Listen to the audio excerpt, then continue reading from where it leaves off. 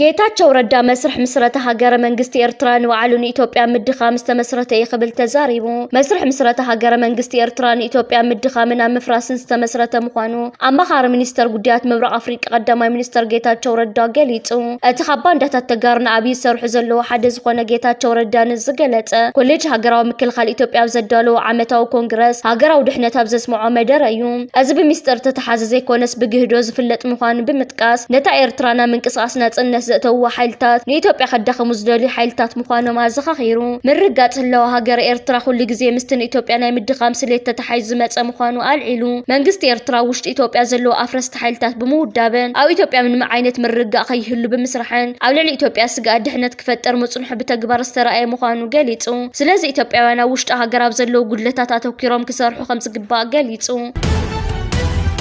ኣብ ቀርኒ ኣፍሪቃ ሞንጎ ኤርትራን ኢትዮጵያን ተፈጢሩ ዘሎ ዲፕሎማስያዊ ወጥሪ ከምኡ ድማ ኣብ ሱዳን ዘሎ ኩናትን ግብፂ ምስ ኤርትራን ሱዳንን ዘለዋ ርክባትን ብዝምልከት ሓንቲ መምርት ትበሃል ንመርገፂታት ኣሜሪካን እስራኤልን ትድግፍ ማዕከን ዜናን ትካልን ኣሜሪካ ምስ ኤርትራ ብሞንጎኝነት ግብፂ ክትገብሮ ጀሚራ ዘላ ርክባት ንኢትዮጵያ ዘግልልን ናይ ኢራን ማሕወራት ዝድግፍን ብምባል ብተዘዋዋሪ መንገዲ ነቲ ኣሜሪካ ምስ ኤርትራ ክትገብሮ ትፍትን ዘላ ርክባት ዝቃወም ዝመስል ፀብፃብ ዘርጊሓ ትርከብ እዛ ሕቡራት መንግስታት ኣሜሪካ ሓያሎ ብዘለዋን ካብቲ ምስረት ድማ ልዕሊ 28 ዓመታት ጌራ ዘላ ኣብ ማእከላይ ምብራቕ ዘተኮረ ሓበሬታት ትዘርግሕ ሎቢት ትገብርን ዘይ መንግስታዊ ትካል ኢራን ብመንገዲ ኤርትራ ጌራን ሰራዊት ሱዳን ኣጽዋራትን ድሮናትን ትሕግዛላ ክትብልን ከላ ብጀካን ሰራዊት ሱዳን እውን ኢራን ናብ የመን ዘርከቡ ሕቲ ብመንገዲ ኤርትራ ጌራ ኣጽዋራት ትሕግዛላ ብምባል ያኸሲሳ ንግብፂ ድማ ናይ ኢራን ናይ ሎጂስቲክ መሓዘያ ኢላ ክትገልጻን ከላ ንኢትዮጵያ ዝድግፍ መግለፂያ ድማ ንኢትዮጵያ ቀንዲ ዲፕሎማስያዊ ሓይሊ ናይ ቀርኒ ኣፍሪቃ ኢላ ገሊጻታ ዘላ ኣሜሪካ ብሞንጎኝነት ግብፂ ምስ ኤርትራ ትገብሮ ርክባት ብወገን ኢትዮጵያ ከመንጻራ ዝግበር ምንቅስቃስ ተገይሩ ዝውሰድ ከም ዝኾነን በዚ ድማ ኣሜሪካ ከይፈለጠት ኣብ ናይ ካልኦት ኣጀንዳ ኣትያ ዘላ ኢላ ኣብ ሞንጎ ኤርትራን ኢትዮጵያን ብዛዕባ ክግበር ዝኽእል ሰላም ኣመልኪታ ድማ እዛ መርበብ ሓበሬታ ጉዳይ ኣፍ ደገ ባሕሪ እስካብ ጣውላ መዘራረብ ዘሎ ሙሉእ ሰላም ክግበር ኣይኽእልን ብምባል ናይ 2018 ናይ ሰላም ስምምዕ ቀልጢፉ ምፍራሱ ድማ መርኣያ ናይዚ ብምባል ትንታና ኣቐፂላ ትርከብ ኣብዚ እዋን ድማ ቄሕ ባሕርን ቀርኒ ኣፍሪቃን ግዳማውያን ሓይልታት ሕሳባቶም ዝወራረድሉ ዞባ እዩ ኮይኑ ዘሎ ብምባል ኢራን ሕቲ ግብፂ ሕቡራት ኢማራት ዓረብ ኢትዮጵያ ኤርትራ ሱዳንን ኣብዚ ዝተሓላለኸ ወጥራትን ካብ ዘለዎ ሃገራት ድሕር ምባል ኣሜሪካ ድማ ብሞንጎኝነት ግብፂ ምስ ኤርትራ ትገብሮ ርክብ ካልእ መልእኽቲ ስለ ዘሕልፍ ኣብ ዘይምልከት ኣጀንዳ ብዘይፍሉጣ ኣትያ ዘላ ኢላ ከም ዝፍለጥ ከም ተቐዲሙ ዝተገለጸ እዛ መምርት ትበሃል መርበብ ሓበሬታን ዘይ መንግስታዊ ትካልን ብ1998 ብሓደ ኣባል ሰራዊት እስራኤል ዝነበረ ይጋል ካርሞን ዝተባሃለ ከምኡ ድማ ኣሜሪካዊ እስራኤላዊ ዝኾነ ፖለቲካዊ ተመራማሪ ሜራብ ሩምሰር ዝተመስረተት ኮይና ኣብ ጽሑፋታ ድማ ንመርገፂ እስራኤልን ኣሜሪካን ዝድግፍ ሓበሬታ እዩ ዝዘርጋሕ ሕጂ ድማ ነዚ ኣሜሪካ ትገብሮ ዘላ ምንቅስቓስ ንኢትዮጵያ ኮነ ንእስራኤል ከም ዘይረብሕ ገይሩ ኣብዚ ፀብጻባት ተዘርጊሑ ይርከብ ኣሎ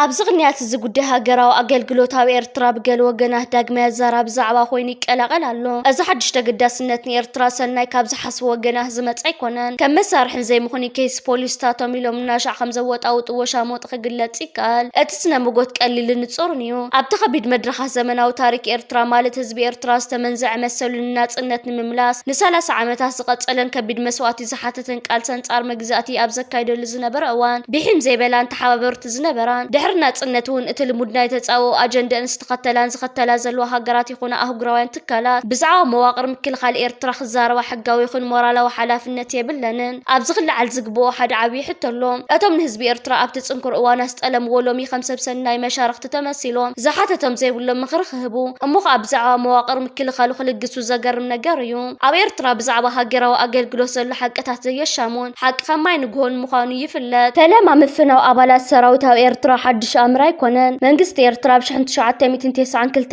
ቀጥታ ድሕሪ ናጽነት ነቲ ኣብቲ እዋን 100,000 ዝበጽሕ ዝነበረ ቁጽር ተጋደልቲ ብ65 ሚእታዊት ንምንካይ ብገዛ ፈቃዱ ናይ ምፍናው መደብ ኣውፅዩ ኣብቲ እዋን ዝነበረ ወታደራዊ ስነ ሓሳብ እዋን ግዳማዊ ሓደጋ ብዕቁር ሰራዊት ዝድገፍ 35,000 ማያዊ ሰራዊት ንምሓዝ እዩ በዚ መንጽር ሃገራዊ ኣገልግሎት ኣካል ናይዚ ወታደራዊ ስነ ሓሳብ ኮይኑ ተኣታትዩ ብሕጊ ድማ 18 ዋርሕ ዝተደረተ እዩ ክስካብቲ ኢትዮጵያ ብ1998 ብጉልባብ ዶብ ቅልዕ ወራራ ኣብ ልዕሊ ኤርትራ ዝኣወጀትሉ ድማ ሃገራዊ ኣገልግሎት በዚ ቅጥዕ እዚ ዝካየድ ነይሩ። ኣብ 2001 እውን መንግስቲ ኤርትራ ብመሰረት ስምምዕ ሰላም ኣልጀርስ ግዙፍ ናይ ምፍናው መደብ ኣበጊሱ። እዚ ካልኣይ ናይ ምፍናው መደብ ኣህጉራውያን መሻርክቲ ኤርትራ ከም ዓለማዊ ባንኪ፣ ኤሮፓዊ ሕብረትን ካልኦት ማዕከናትን ዝምወል ናይ ስልጠናን ዳግሚ ምምዳብን ክፋላት ዝሓቆፈ ነይሩ። በዚ መደብ እዚ እስካብ 2007 ልዕሊ 105,000 ኣባላት ሃገራዊ ኣገልግሎት ተፋንዮም እንተኾነ ስርዓት ኢትዮጵያ ንዝኸተመሉ ስምምዕ ጥሒሱ ባድመ ተርከቦ ሉዓላዊ መሬት ኤርትራ ምቁፅፃሩ ስለዝቐፀለን ተፃባእ ተግባራቱ ስለዘይቋረፀን እቲ መደብ ኣይቀፀለን። ኣተሓሳስባ ናይ ዝሕጀብ ስልጣን ዘሎ ስርዓት ኢትዮጵያ እውን ኣብ ብዙሕ መድያት መቐፀልታን ዝኸፍአን ገጽ ዝቐደምዎ ስርዓታት እዩ። ንዝኽተልዎ ዝነበሩ ጉግይን ክውገዝ ዝግብኦም ፖሊስታት ብዝኸፍአ መልክዑ እዩ ቀፂልዎ። ኣብዚ ፈታንን ከቢድን እዋን እውን እንተኾነ መንግስቲ ኤርትራ ነቲ ሃገራዊ ኣገልግሎት ዝፈጠሮ ከቢድ ፀውሪ ንምፍኳስ ዝተፈላለዩ ስጉምትታት ክወስድ ፀኒሕ እዩ። እቲ ስጉምትታት ደሞዝ ሲቪላዊ ኣገልግሎት ክብ ምባል ዝበዝሑ ኣባላት ሃገራዊ ኣገልግሎት ኣብዚ ጽላት እዚ ከም ዝሕቀፉ ምግባር ይርከቦ። እዚ ሕጂ ብገለ ወገናት አንጻር ሃገራዊ ኣገልግሎት ተጀሚሩ ዘሎ ናይ ጸለመ ዘመተ እምበኣር ምስ ረብሓ ህዝቢ ኤርትራ ኮነ ዞባዊ ሰላምን ምርግኣን ዝኾነ ምትእስሳር የብሉን። ስውር ኣጀንዳ ውፅእ ተንኮልን እዩ። ፋውንዴሽን ሰብኣዊ መሰላት ነቲ ብሓደ ሰነ ዝተኻየደ ውልቀ መላኽ ኣብይ ኣሕመድን ሰልፊ ብልጽግናን ብሰፊሕ ድምፂ ዝተዓወትሉ ብምትላል ዝተመልአ ጠቕላላ ምርጫ ኢትዮጵያ ይኹንን። እዚ ምርጫ እዚ ናይ ሓቂ ዲሞክራሲያዊ ውድድር ዘይነበሮ ብተቃወምቲ ዝተነፀገ ፖለቲካዊ ጭቆና ዝሰፈኖ ሰፊሕ ክፋል ሕብረተሰብ ዘገለለን ጎስጓስ ምርጫ ድማ ብዝለዓለ ደረጃ ንገዛእ ሰልፊ ጥራይ ዘወገነን ብምንባሩ ተቐባልነት ዘይብሉ እዩ። ብገዛእ ስርዓት ብዝተጸልዎ መስርሕ ዝተሸሙ ኣባላት ዘለውዎ ሃገራዊ ቦርድ ምርጫ ኢትዮጵያ ሰልፊ ብልጽግና ፌደራል ፓርላማ ዓመታዊት መንበር ከም ዝተዓወተ ብሶኒ ገሊጹ። እዚ ድማ ካብቲ ኣብ 2021 ዘመዝገበ ዓወት ዝዓበየ እዩ። ካብቲ 135 ሚልዮን ዝበፅሕ በዝሒ ህዝቢ ኢትዮጵያ እቲ 37 ሚእታዊት ጥራይ ንምምራፅ ተመዝጊቡ። ዝተሳተፈ ህዝቢ ድማ ካብኡ ዝወሓደ እዩ። እቲ ምርጫ ነቲ 6 ሚልዮን ህዝቢ ዝነብረሉ 38 ናይ ምርጫ ክልላት ዘለዎ ሰሜን ትግራይ ኣየጠቃለለን። ኣብ መንጎ ፌደራል መንግስትን ሕወሓትን ዘሎ ፖለቲካዊ ወጥሪ ዳግማይ ናብ ውግእ ከይምለስ ስጋኣት ፈጢሩ ይርከብ። ብሰንኪቲ ካብ 2020 እስካብ 2022 ዝነበረ ደማዊ ኩናት ትግራይ ክስካብ ሕጂ ልዕሊ 750,000 ሰባት ተመዛቢሎም ይርከቡ። ኣብ ክልላት ኣምሓራን ኦሮምያን ድማ ብሰንኪ ብዕጥቃዊ ምንቅስቃስ ፋኖን ሰራዊት ናጽነት ኦሮሞን ዝተፈጠረ ጸገማት 143 ናይ ምርጫ ጣብያታት ክኽፈታ ይከኣላን። እዞም ዕጥቃውያን ጉጅለታት ነቲ ምርጫን ውጽኢቱን ነጺጎም እዮም። ቅድሚ መዓልቲ ምርጫ ብዝነበሩ 3 ተዋርሕ ብሰንኪ ብሰበስልጣን ጸጥታ ዝተገበረ ናይ ሃደን ሕጋዊ ስቃይን ብውሕድ 47 ኣባላት ተቃወምቲ ሰልፍታትን ንጥፋትን ተኣሲሮም እዮም። ብ11 ሰነ ሓደ ካብቶም ጥንታውያን ዲሞክራሲያውያን ተቃውምቲ ዝኾነ ብክፋል ነቲ ምርጫ ዝብኾረን ኮንግረስ ፌደራሊስት ኦሮሞ ነቲ ምርጫ ናይ ምትላል ብምባል ፀዊዕዎ። እቲ ስርዓት ኣብ ከቢድ ናይ ተቐባልነት ቅልውላው ይወድቕ ከም ዘሎ ድማ ኣጠንቂቑ። እቲ ሰልፊ ሰበስልጣን ምርጫ ንገዛእ ሰልፊ ብምውጋን ዘርኣይዎ ዘይፍትሓዊ ተግባር ምፍርራሕ መረፅቲ ሃደን ወከልቲ ተቃወምቲ ሰልፍታትን ካብ ጣብያታት ምርጫ ምእላዮምን ከምኡ እውን ኣህጉራዊ ተዓዘብቲ ንኸይመፁ ዝተገበረ ቀይድታትን ሓዊሱ ኩሉ እቲ ዝተረኣየ ዘይስሩዕ ኣሰራርሓታት ኮኒንዎ።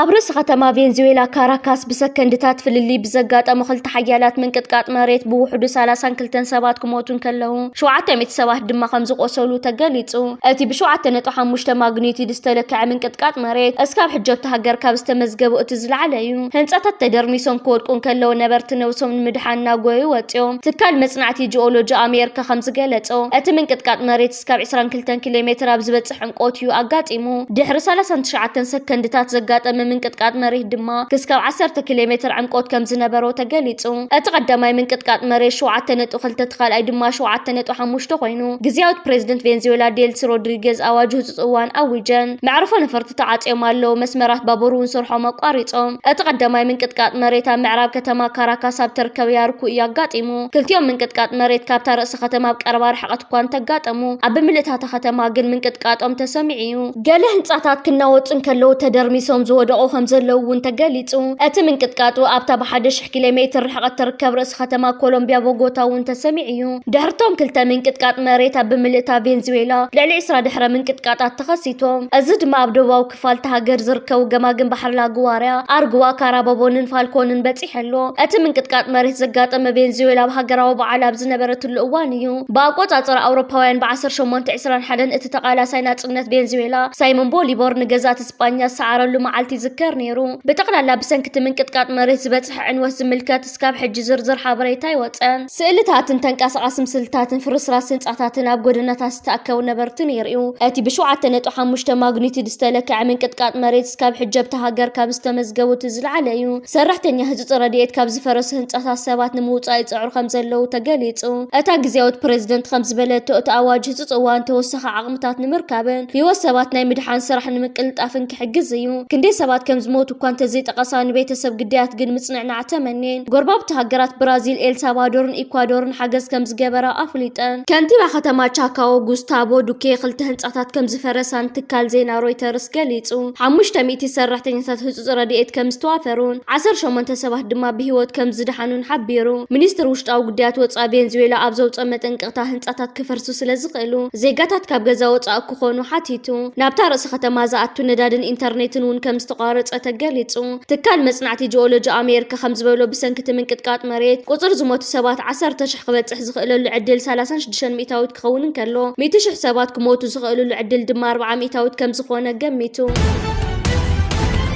ألف ألاف جگان حربنيات كاب زفريات ديتات إيرترا حنت زخنا ويزرادانش برها بعسران كلتن سن عارفنس نتي أوان حرنتاو قال تزحلف أخبيد هوتن كرسمها تننها جرز جبرو أبركتون بلع الكبرنا ذكرنا بحبنا فانيناين ويزر أدانش كوبون أتبرها ولدها ورياتنا الدين ويزر مدين سألون عشان تشعت ميتين عسران تشعتنا بسمرات وليدان عدمي انت مرتمس أخلا بسكوالا فيتوريا سمرا مبقات مرتي تمهيرا بتشعزنا بربها الحبرة سبكا جنا قال تشعت عمت هتسان كلوا مسات أفورك أبراهام قال كيدان أسيران كسكاب جزي جرزونا بتحت خنكن ولدن دحر مصنح دم حدار وتين أو 15 عمت عدمين بخرو ولادن تبوكيران فرايت حربنيات ويزر أدانش برها كابن سنة أزين مستوعلي عقال تأوار لواه بزخونة أجم زي الدهلا تسفوتن عتبتن أدم من بارن فلت تاني مسكرون قولنا عبيان وعلن استفلالي موياتات مالت أسرار حمقبي إذا تباب سفيتن كال إننا تمهارا دكا بقبو تمهيرا مبزوت أحقبت حلنا تمنيا أبن توان ولدات زفريات دمايين ويزر أدانش وشت 4 كلتن عمتات 14 ولدات فرين 9 تخابدك أنا بقال سنات إنه تنبران كل تخاباتهم سواه زوفيان أدسوميات حربنياتاتيان حدا كابزيهم حربنياتات تقرلا إسياس أفوركيو كلنا خم نفلتو خابز حربنيا وسدراز فريد تقرلا إسياس أفوركي كان ودي 10 عمتين كلونا يونيفرسيتي مرتو قاريتو أبشحن 966 بصورات تنبيرو تقرلا إسياس أبتان 3 عمتات استخايد مرير بوليتيكاون عدكاون قال سنات إنه ببوقع مرارحو نتي قال استبها لقيد لنا سنات مريحو إرترا لاوت هاجر نختكون وسان قدس تتصاوته دحرنا صنت ون كله تتصاوتات عبيت حيلتات بمبدا حزب إرترا لاونا تعاقي وخبير تحافير نخنبر بمرحنته زقاله كاب كرس ما هتصن ويزر أدانش حزب إرترا استعدل بولص هيابيو ويزر أدانش ولادي حربنيات أوراد ما ولادي سمي تجرلا إسياس أفورق بمخانن أوان حرنتاو قالسن هيوت بعل بيتن ندك أنا بسقاه زود بزح عجماتن أجنا قواننا حليفانيا بتزنبر هو أبس مرخ نبراس لزي قالا دما أبشحن 978 أوان استراتيجية مزلق بميدا بيلن قال خبرك أنا دك أنا حزن سدتنا أمريكا مريحين إرترا بقال حربنيات دك أنا كلهم جاكاني إرتراوين الناس إنت مستقوانا صفت دما نوها قرن تمليسن ويزر أدانش نوحنا حربنين التاريخ زنورن كور بعل بيتن نفسي رأت أفورك أبراهام أبشحن 993 كنت تفليون بدك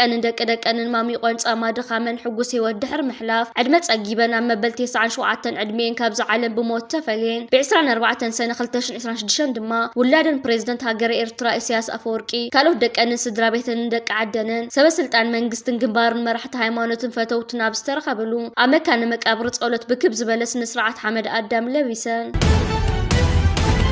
أمونج إيرتران كل التجرين تفتير زركب زلوت صمدون ركبات النخلتي حزبتاتنا بكالي درجان متأممان ناس سجاجير ويركب كم زلو أبايت نعزو زلنا جبوت ملكتات معبالتاتنيو أبزخلت معلتاتها بكل التجري حدشت ماشنرتاتنا حرشة 5 أتوا بسلتات تسني منجستا وخلي لونا تجري حبريتات زرقي يركب أزن أتين زركبا زلوا 5 عينة ماشنرتات بينا من قديناتين كابيت جزين إثيوبيا بزح جوان نخلي التجري كاردينات اللي تركبا بزل أوان ساعتين حوحات منجست تجرين بينا من قد خاتون ክኢሉ ዝብል ዓበይቲ ሕቶታት ኣብ ስርዓት ብልጽግናን መራኸቢታት ናይቲ ሃገር ነጊሱ ይርከብ ኣሎ። ስርዓት ብልጽግና ዝሰሓቱ ሓደ ነገር እንተዳሃልዩ ንክልል ትግራይ 360 ዲግሪ ምዕፃውን ምኽባብን ከም ዘይከኣል እዩ። እዘን ኣቴን ዘርከባ ዘለዋ ከምዚ ዓይነት ማሽነርታት ናይ ክልል ትግራይ ብዶባት ኤርትራ ዝኣተዋ እየን። ንክልል ትግራይ ማሽነርታት ጥራሕ ዘይኮነስ ነቲ ህዝብን ነቲ ክልልን ዘግድሱ ኣድላይ ዝበሃሉ ዝተፈላለዩ መሳለጥያን ቀረባትን እውን ብዶባት ኤርትራ እናኣተወ ይርከብ ኣሎ። እዚ ከዓ ስርዓት ብልጽግና ሓደ ካብቲ ኣናዋፂ ኮይኑ ዝርከብ ዘሎ ዜናን ሓበሬታን እዩ። ኣብ ክልል ትግራይ ዘሎ ኩነታት ስርዓት ብልጽግና ዕፅዋን ክባን ብምክያድ ነቲ ክልል ከም ዘይትሰርሕ ጌርካ ንምልማሲ ስትራቴጂ ተኸቲሉ ክልል ትግራይ ዘለዋ ባህርያዊ ሃብቲ ላይ ከዓ ዘለዋ ወርቂ ተጠቂማ እቲ ክልል ዝተፈላለዩ መንግስታውን ማሕበራውን ምንቅስቃስ ክተካይድ ዝዓግታ ዝኾነ ይኹን ነገራት የለን። እዚ ኣብ ዝኾነሉ እዋንን ሰዓትን እዩ ክልላዊ መንግስቲ ትግራይ ነዘን ኣገደስቲ ማሽነርታት ናይ ሕርሻ ብዶባት ኤርትራ ናብቲ ክልል እትይወን ዝርከብ ዘሎ ተፈጢሩ ዝርከብ ዘሎ ጽምዶን ርክባትን ንጎረባብቲ ሃገራት መዋጽኦ ኮይኑ ይርከብ። ብዶባት ኤርትራ ጌርካ ዝግበር ምንቅስቃስ ንክልል ትግራይ መተንፈስን መዋጽኦን ኮይኑዋ ይርከብ። ሎሚ እውን ሓይሊ ባሕሪ ኤርትራን የመናውያን ገፈፍቲ ዓሳ ከም ዝሓዙ ሻባይት ገሊጹ። ኣብ ከባቢ ባቤል መንደብ ብዘይሕጋዊ መንገዲ ናብ ክልል ማያት ኤርትራ ዝኣተው ልዕሊ 20 የመናውያን ምስ ጀልብኦም ተታሒዞም እዚ ስጉምቲ ዝለኣላውነት ማያት ሃገር ንምኽባር ዝግበር ጻዕሪ ምዃኑ ይግለጽ። እዚ ከምዚ ኢሉ እንከሎ ድማ ካብ የመን ክስታት እናቐረበ ይርከብ። እዚ ከምዚ ኢሉ እንከሎ ኣዛዚ ሰራዊት RSF ንሰራዊት ሱዳን ኢዱ ከም ዝሃበ ተገሊጹ። ሓደ ካብ ዝለዓሉ ሰበስልጣን ዳዕመል ሰሪዕ ኣብ ዞባ ደማዚን ምክትል ኣዛዚ ኮር ኮማንደር ኣደም ኣሕመድ ትማሊ ናብ ሰራዊት ሱዳን ተጸንቢሩሎ። እዚ ከምዚ ኢሉ እንከሎ ድማ ሰበስልጣን ብልጽግና ናብ ኤርትራን ሕወሓትን ኣጽዋር ይሸጡ ከም ዘለዉ ዝተፈላለዩ ሚስጥራት ካብ ሰበስልጣን ኢትዮጵያ ይወጹ ከም ዘለዉ ይግለጽ ኣሎ።